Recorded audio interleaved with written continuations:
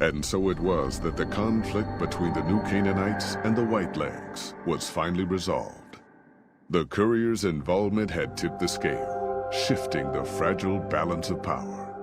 Demoralized by the Dead Horse and Sorrow's attack the courier and Joshua Graham led against them, the Whitelegs retreated to Great Salt Lake.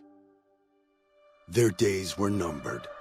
Word soon reached the 80s tribe that the Whitelegs' spirit was broken, their war chief a dim shadow of his former self.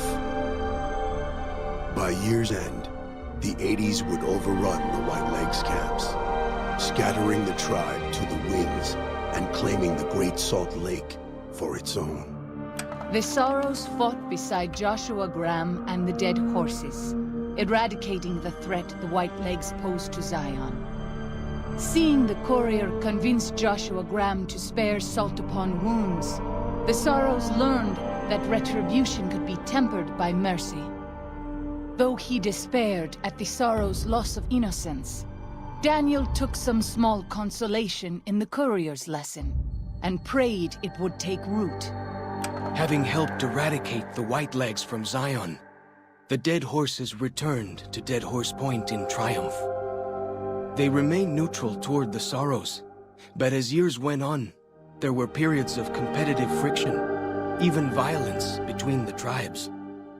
The New Canaanites, Daniel especially, intervened regularly as mediators, but found it difficult to reconcile the tribe's conflicts.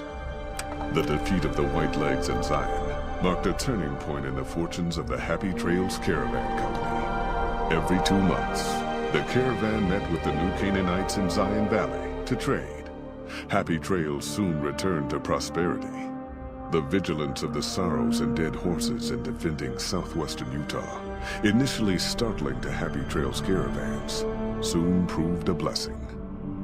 The tribes united against the 80s, driving them back from Highway 50, and thus opening yet another trading route for Happy Trails caravans. Follows Chalk took the courier's words to heart and decided the big cities of the Mojave Wasteland and NCR were best left unexplored.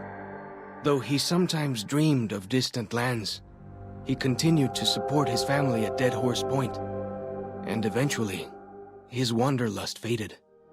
Waking Cloud was distraught when she learned of her husband's death, but took comfort from her tribe and the compassion of the New Canaanites. She forgave Daniel for having concealed her husband's fate from her, and learned to accept his fate. When her grief faded, she took a husband from the Dead Horse tribe. At her bidding, he stayed close to home. The threat of the Whitelegs ended.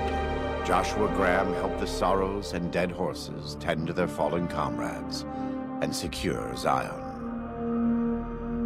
The courier's words had stayed Joshua's wrath in his darkest hour, and in sparing salt upon wounds, he was changed.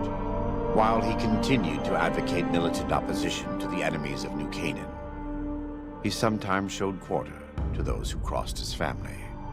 Eventually, this new spirit would diminish the myth of the burned man in distant lands. A small price for the peace it brought to Joshua Graham. For years after the defeat of the Whitelegs, Daniel did his best to minister to the Sorrows' spiritual needs. Try as he might, he could not hold back the tribe's increasing militancy and reverence of Joshua Graham. Demoralized, he returned to his family in Dead Horse Point. His failures haunted him for the rest of his days. And with that, the courier walked out of the history of the tribes of Zion and back to the gathering storm of the Mojave Wasteland.